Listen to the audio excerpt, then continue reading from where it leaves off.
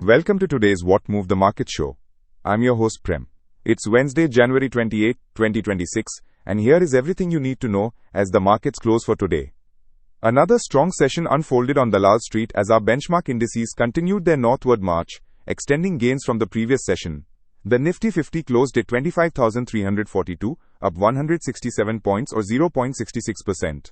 The Sensex wrapped up the day at 82,344, gaining 487 points or 0.60%.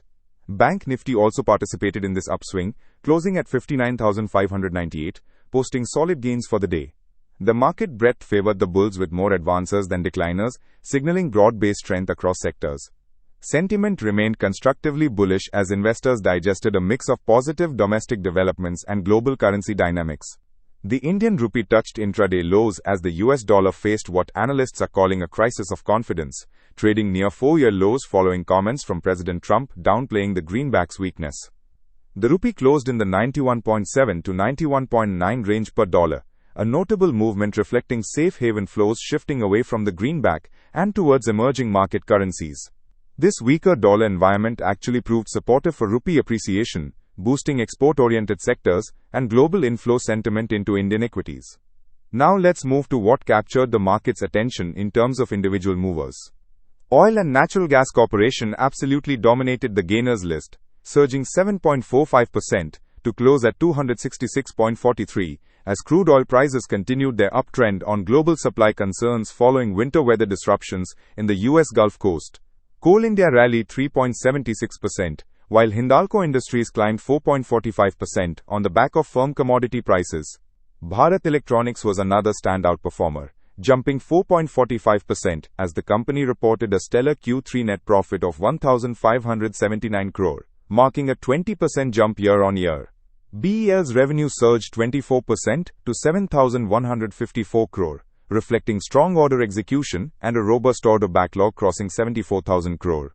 On the flip side, Asian Paints bore the brunt of investor disappointment, plunging 5.65% after reporting a 4.6% decline in net profit to 1,060 crore for the December quarter. While revenues grew a respectable 3.7%, exceptional items including labor code implementation costs of 64 crore dented reported profitability.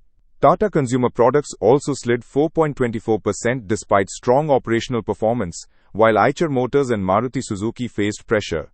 Though Maruti reported a solid 4% profit growth to 3,794 crore, the market seemed to have priced in more ambitious guidance.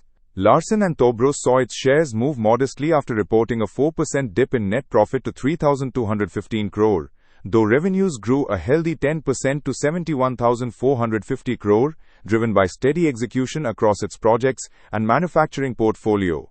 Technically, Nifty 50 tested its critical support zone around 25,200 during intraday trades but found strong buying interest. The index touched an intraday high of 25,372 before consolidating near current levels. Immediate resistance for Nifty now stands at 25,400, with the next hurdle at 25,450. A decisive close above this level could accelerate momentum towards 25,500 and beyond. On the downside, support is mapped at 25,230, with stronger support if needed at 25,100. BankNifty demonstrated relative strength today, hovering near its day's high of 59,699. The index has clearly broken above the 59,500 level, with immediate resistance now at 59,730.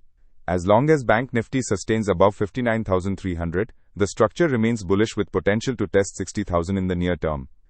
From a sector standpoint, energy stocks were the clear winners of the day, with ONGC and Coal India leading the charge on crude upside and inventory drawdown concerns. FMCG faced headwinds with Asian Paints and Tata Consumer dragging the space lower due to earnings disappointments and demand concerns. Auto stocks showed mixed signals, while Bharat Electronics surged. Capital goods majors like Maruti and L&T saw profit-taking despite fundamental strength. However, metal stocks shined bright with Hindalco's gains reflecting strong copper and aluminium pricing trends, while financial stocks maintained stability with meaningful support from domestic institutional flows totaling nearly 9,000 crore today. On the regulatory front, the RBI and European Securities and Markets Authority resolved a significant two-year supervisory impasse by signing a memorandum of understanding on central clearing agencies, a development that reinforces India's standing in international financial architecture. This move comes at a time when global coordination on market infrastructure has become increasingly important. Separately, market participants remain acutely aware of the recent SEBI guidelines on futures and options trading, including the modified lot size framework, effective from the January 2026 series, tighter position limits linked to free float adjusted market cap, and enhanced suitability checks for retail traders, all of which are being factored into position sizing strategies across the market. Commodities delivered a spectacular show today. Crude oil remained buoyant, with Indian MCX crude closing around 5,633 per barrel, up 11 basis points. Gold was the true star performer though, with MCX gold surging nearly 3% to breach 1,62,000 rupees per 10 grams, hitting a fresh record high of 1,62,429 rupees during the day. Silver also participated enthusiastically, climbing to fresh peaks near 3,83,000 rupees per kilogram. These sharp rallies in precious metals were driven by a cocktail of factors: the weak dollar environment following Trump's dismissive comments, rising geopolitical tensions, and global haven-seeking demand. Silver's outperformance was particularly notable, with the white metal now up over 55% since the start of January alone, signaling aggressive safe haven rotation into it. From a geopolitical standpoint, markets remain sensitive to broader global tensions, stemming from trade policy uncertainty and diplomatic shifts. Trump's ambiguous tone on Greenland and NATO tariffs has created a climate of caution around U.S. policy direction. However, the quick reversal in stance provided temporary relief. Additionally, simmering global flashpoints and the weaker dollar narrative have actually benefited risk-off trades including precious metals and emerging market currencies like the rupee, which has strengthened alongside other Asian peers. Looking ahead to tomorrow, Nifty 50 is likely to remain range-bound unless it breaks decisively above 25,450. If tomorrow's session opens strong and sustains above that level, the path to 25,500 and beyond opens up, with possibility of a test towards 25,600 on momentum.